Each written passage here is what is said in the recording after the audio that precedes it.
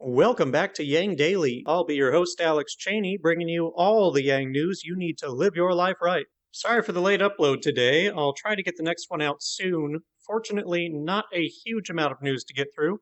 Shout out to our Tier 3 patrons, Peter Park and Shay Meehan, as well as all our other patrons. Could not do this without you.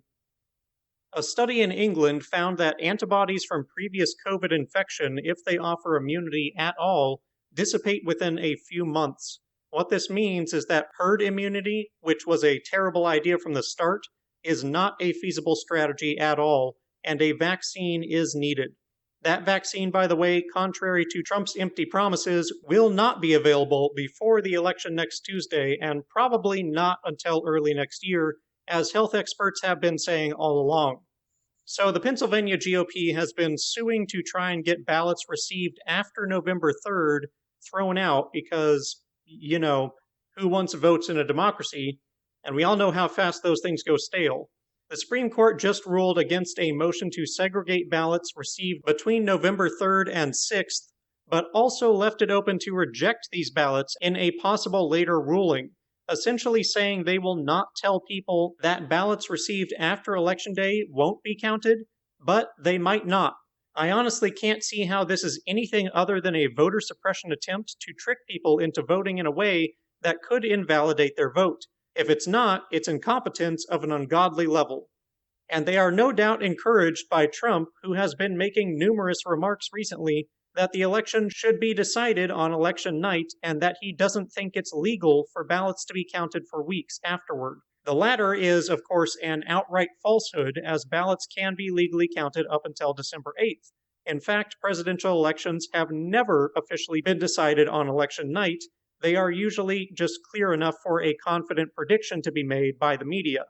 Trump's disinformation is nothing short of treasonous, an attempt to misinform the public about our election process in order to convince them it's okay to discard millions of votes that would mostly be for his opponent.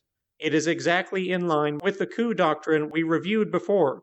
Warn your officials, warn your friends and family, be prepared. On a happier note, the Hamilton Chamber of Commerce has officially adopted a national UBI pilot as one of their policy demands of the Canadian government. And a similar proposal passed in the House of Assembly in Newfoundland, and the Glasgow City Council passed a motion to call on the UK and Scottish governments to institute a UBI pilot in Glasgow. Damn. Speaking of, if you want to own the most bizarre, outlandish merchandise from a presidential candidate ever, it's time to make a move, because Humanity Forward says there are only 2 more days to get your Goth Yang t-shirt from the merch store. If you haven't seen this shirt, trust me, you need to.